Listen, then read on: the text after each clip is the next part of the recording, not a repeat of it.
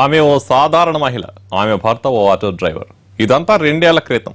ఈ 2 ఏళ్లలో సీన్ అంతా మారిపోయింది. నేతల అండదండలతో రెచ్చిపోయింది. ప్రజల్లోని అత్యాశను పెట్టుబడిగా మార్చుకుని కోట్లు సంపాదించింది. 2 ఏళ్ల క్రితం ఉపాధి కోసం చేరలమైన ఆ కిలాడీ లేడీ జనం డబ్బుతో జల్సా చేసింది. కథ అడ్డం తిరిగి కటకడాల పాలైంది. విచారణలో ఆమె చెప్పిన విషయాలు పోలీసుల మైండ్ బ్లాక్ చేసింది. ఇంతకీ ఎవరు ఆ కిలాడీ లేడీ? చేసిన మోసం ఏంటి?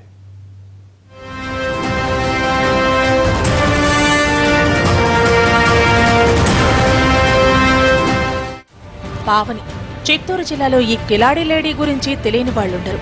ఆమె మోసాలు హాట్ టాపిక్. మోసం చేసి పత్తా లేకుండా పోయిన కొన్ని నెలల తర్వాత పోలీసులకు దొరికింది ఈ కిలాడీ లేడీ. పోలీసు విచారణలో దిమ్మ తిరిగే విషయాలు బయటపడ్డాయి. తమిళనాడుకు చెందిన పావని 2 ఏళ్ల క్రితం చిత్తూరుకు వచ్చింది. ఓ ఇంటిని అద్దెకు తీసుకుని చీరల వ్యాపారం చేస్తూ చిన్న కిరాణా దుకాణం నిర్మించేది. తన దగ్గర డబ్బులు పెట్టుబడి పెడితే 100కి 10 రూపాయలు వడ్డీ ఇస్తానని బలవేసింది.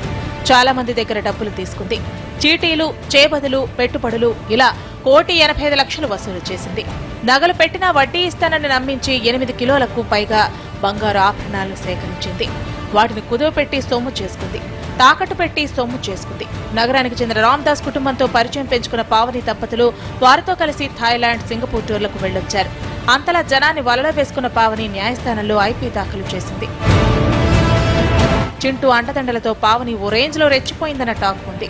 ఎవరైనా డబ్బులు అడిగితే వారిని చింటూ దగ్గరకు పిలిపించి బెదిరించేది. తమ నగలు ఇవ్వాలని చిత్తూరుకు చెందిన వాణి భర్త నిలదీయడంతో వారిని పావని బెదిరింపులకు గురిచేసింది. దీంతో వాణి భర్త తమ్మళపల్లిలో ఆత్మహత్య చేసుకున్నాడు. దీనిపై కేసు నమోదైంది. చింటూ అండదండలుండటంతో పావనిని డబ్బుల కోసం బాధితులెవరూ ఒత్తిడి చేయలేదు. గతేడాది నవంబర్లో మేయర్ దంపతుల హత్య కేసులో చింటూ జైలుకు వెళ్లడంతో మోసపోయిన బాధితులందరూ పోలీసులను ఆశ్రయించి పావనిపై ఫిర్యాదు చేశారు.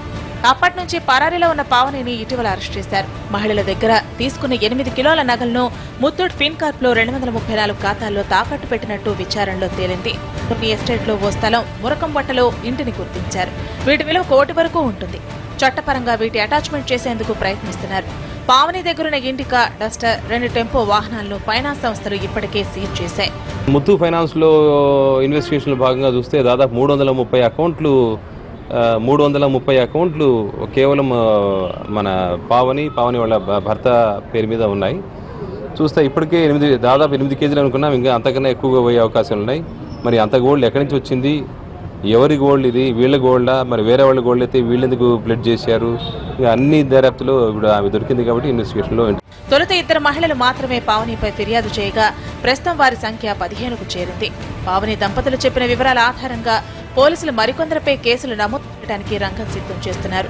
పావని దంపతుల 9 రోజుల కస్టడీ గడువు పూర్తి కావడంతో వారిని కోర్టు ఎదుట హాజరుపరిచి చిత్తూరు జిల్లా జైలుకు తరలించారు.